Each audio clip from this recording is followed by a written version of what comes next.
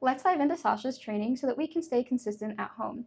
So whenever we're seeing behaviors that we want to keep on seeing, that could be her following our commands or overall just being polite, we want to make sure that we're reinforcing that with praise, petting, or treats. That way she understands that that's what we want her to do, and we'll see those behaviors more often.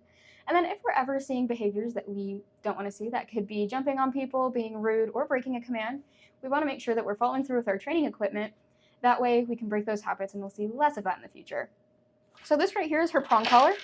How you'll put it on and off is secure one of the links next to those plate in the middle, and you'll push those prongs up, grab those two little loops, and then wiggle them through.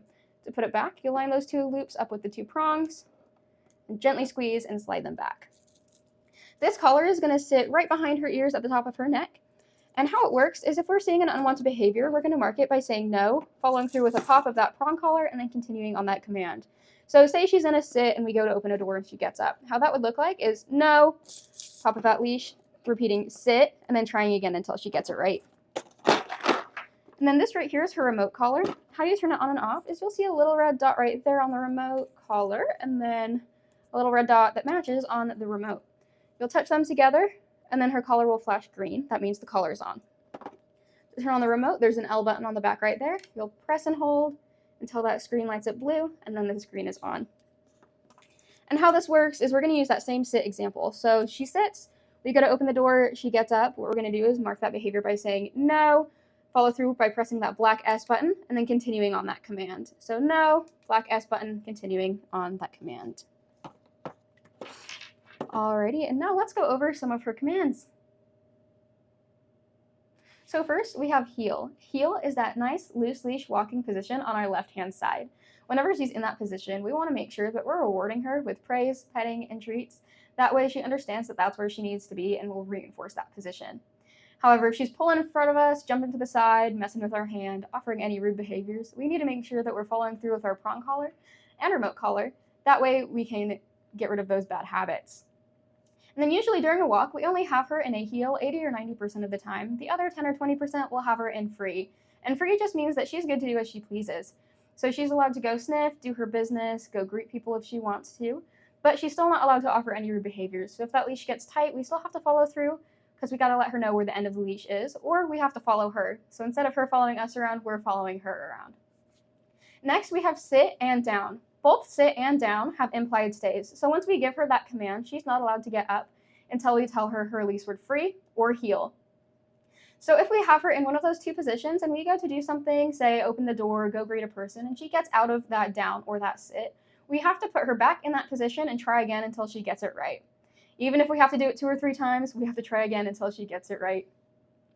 And then next we have place. Place is a boundary stay. This one is great for if you're having people over or cooking dinner. The only rules are she has to keep all 4 feet on that bed, and she's not allowed to make any unwanted sounds. So that could be barking, crying, anything like that.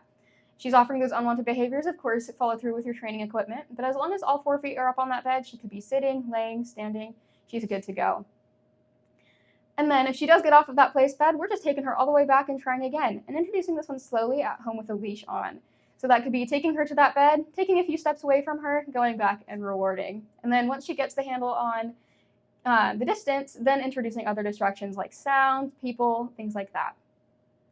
And then next we have recall or come when called. So when practicing this one at home, I would definitely recommend having her on a super, super long leash. That way, if she doesn't come right back to us, we have a way to reel her in, even if we have to reel her in like a fish. So how you're going to practice that one is she'll be out sniffing in your backyard or in your house. You can even use a person or toys to distract her. And then once she's nice and distracted, you're going to call her loud and firm back to you. Ideally, she's going to run straight back to you and sit. If she doesn't, what you're going to do is you're going to give her a little pop with that leash, or you can click the black S button on that remote collar and reel her back into you. Every time that she comes back, even if we have to reel her in like a fish, we want to make sure that we're rewarding her. That way we're that positive zone and she'll want to come back to us more often.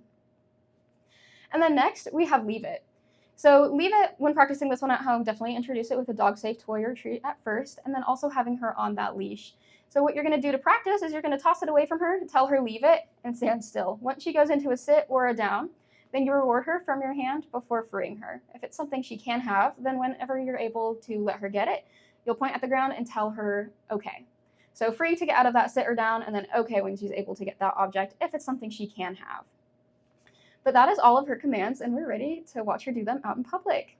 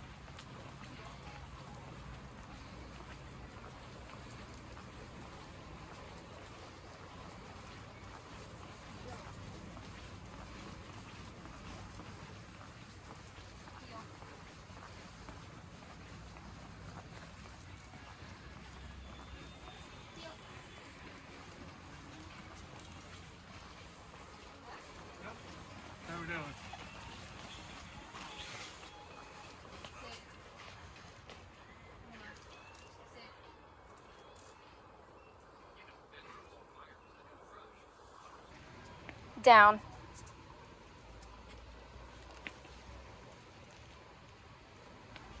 Good, down. Down.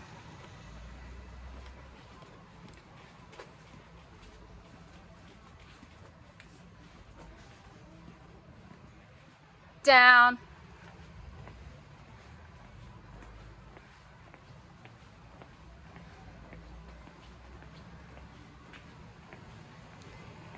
Down. Good girl.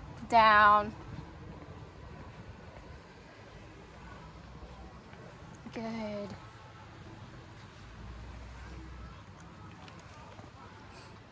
Free.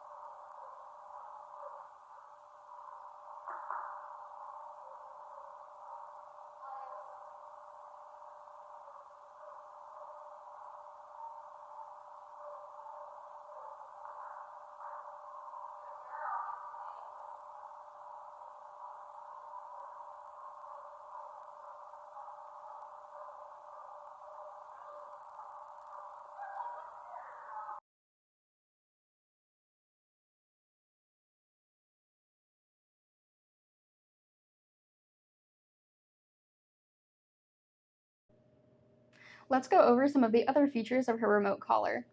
So going over how to turn the collar off and then on again, there's that little red dot and then the little red dot on that remote. You'll touch those two matching red dots together and then the collar itself will flash. If it flashes green, that means it's on. If it flashes red like it just did then, that means it turns off. And then there it is flashing green, so that means I turned it back on. The remote, that on and off button is that L button on the back. So you'll press and hold. Once the screen either turns off or on, that means it's either off or on. So right there, the screen turned off. I turned off the remote. Press and hold again. Screen turned on. The remote's on. Right now, her working level is 31. You might have to adjust that based off of her reactions at home. But 31 has been working great for me here and on our field trips.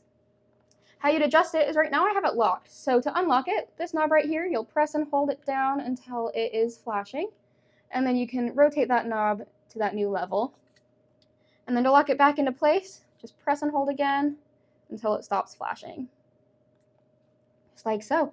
And then on the side right here, you'll see that black T button. T is the vibrate mode. So if you press it, it'll send that vibrate to the collar.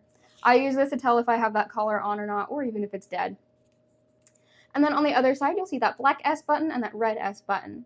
The black S button is her normal stimulus level. So that's just whenever you click that, it'll send that feeling to her neck, and then that's how you'll communicate with the remote collar. The red S button is for emergencies only. So I have this set 25 above her regular level. So if she's running at the road and you can't get her to come back to you, anything like that, if it's a crazy, dangerous, or whatever situation you need and you can't get a hold of her, you can use the red S button instead of the black S button to get her to come back to you. And then also on the back, you'll see M/C right next to that L button. That stands for momentary versus continuous. That's just the different settings of the collar.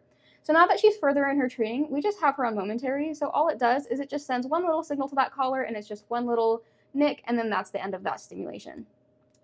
When we introduce the collar, we introduce it on continuous. That way we can reinforce it with positive, more treats, petting, everything like that while we're introducing the feeling of the collar. And then that L button is also the flashlight. So if you click it once, you'll see that flash, and it's on that flashing setting. If you click it twice, it'll stay on, and the third time, it'll turn off. And then it does have a 2-year warranty, so if you run into any issues, feel free to contact them. And then it is waterproof. So if she's getting wet and staying wet for a longer amount of time, if it's in the summertime and you're playing in water, something like that, that's totally fine. I would just recommend rotating where the collar is on her neck. That way she's not getting any sores from it sitting in one spot. And then she should have this on the second she wakes up in the morning and then before you guys go to bed at night. So anytime that someone's home with her, she should have her remote collar and her prong collar on. And then, of course, if she's being crated or you're leaving during the day, take them both off of her. But whenever you're home with her, letting her wear them, that way she gets used to them. And we have a way to communicate with her immediately if she's offering any unwanted behaviors. The collar itself does last for around 24 hours of use. So if you have it on her for 2 12-hour days, I'd probably charge it on the next day. And it does only take about an hour or so to charge, so it charges super fast if it does end up dying on you. Other than that, you are all set to have fun and stay consistent.